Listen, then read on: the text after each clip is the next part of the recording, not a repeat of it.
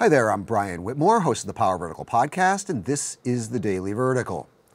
Vladimir Putin made all the right noises yesterday when he spoke at the opening of the Wall of Sorrow, a new monument to victims of Stalinist repression.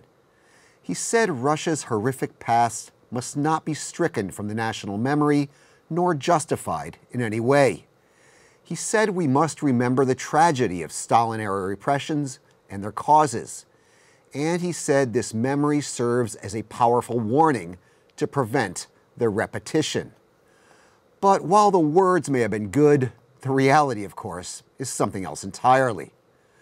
Because while Putin said Stalinist repressions should never be justified, he did justify Stalin back in June, when he warned against an excessive demonization of the Soviet autocrat.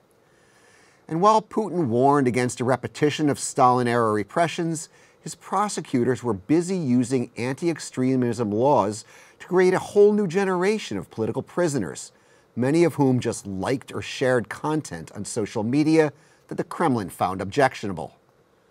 Putin's comments came amid a wave of assaults by pro-Kremlin vigilante groups against opposition figures.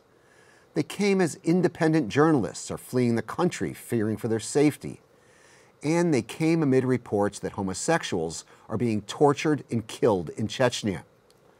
Political opponents are not being rounded up after a midnight knock on the door and shot in the basement of Lubyanka, but whistleblowers like Sergei Magnitsky can die under mysterious circumstances in prison. Defectors like Alexander Litvinenko can be assassinated with a radioactive isotope in downtown London.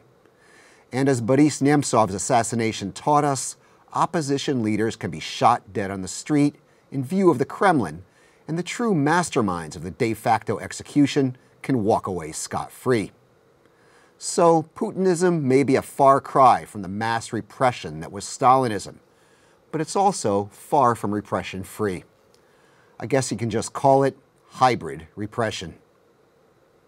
Keep telling me what you think in the comments section, on the Power Vertical's Twitter feed, and on our Facebook page. I'm Brian Whitmore, and that was the Daily Vertical.